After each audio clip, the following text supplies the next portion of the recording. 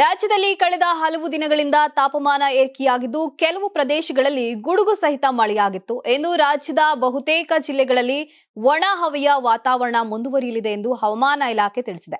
ಬೆಂಗಳೂರಿನಲ್ಲಿ ಸಂಜೆಯ ವೇಳೆಗೆ ಮೋಡ ಮುಸುಕಿದ ವಾತಾವರಣ ಇರಬಹುದೆಂದು ಮುನ್ಸೂಚನೆ ನೀಡಲಾಗಿದೆ. ಇನ್ನು ಇಂದಿನಿಂದ ಮುಂದಿನ ಕೆಲ ದಿನಗಳವರೆಗೆ ರಾಜ್ಯದಲ್ಲಿ ಸಾಮಾನ್ಯವಾಗಿ ಶುಷ್ಕ ವಾತಾವರಣವೇ ಇರಲಿದೆ.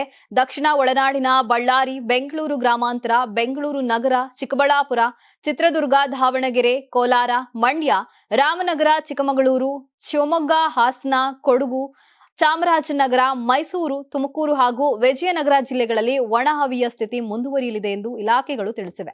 ನಗರದಲ್ಲಿ ಮಾರ್ಚ್ 2ನೇ ವಾರದ ನಂತರ ಬಿಸಿಲಿನ ತೀವ್ರತೆ ಇನ್ನಷ್ಟು ಹೆಚ್ಚಾಗುವ ಸಾಧ್ಯತೆ ಇದೆ. ಈ ಹಿನ್ನೆಲೆ ಆರೋಗ್ಯ ಇಲಾಖೆ ಎಚ್ಚರಿಕೆ ಸೂಚನೆ ನೀಡಿದೆ. ಬೆಳಗ್ಗೆ 11ರಿಂದ ಸಂಜೆ 4ರವರೆಗೆ ಅನಗತ್ಯವಾಗಿ ಹೊರಗಡೆ ಸಂಚರಿಸದಂತೆ ಸಾರ್ವಜನಿಕರಿಗೆ ಸಲಹೆ ನೀಡಲಾಗಿದೆ. ಹೀಟ್ ಸ್ಟ್ರೋಕ್ ಹಾಗೂ ದೇಹದ ನೀರಿನ ಕೊರತೆಯ ಅಪಾಯ ಇರುವುದರಿಂದ ವೈದ್ಯರು, ಗರ್ಭಿಣಿಯರು, ಮಕ್ಕಳು ಹಾಗೂ ಹೃದಯ ಸಂಬಂಧಿ ಕಾಯಿಲೆ ಹೊಂದಿರುವವರು ವಿಶೇಷ ಜಾಗ್ರತೆ ವಹಿಸಬೇಕೆಂದು ಸೂಚಿಸಲಾಗಿದೆ.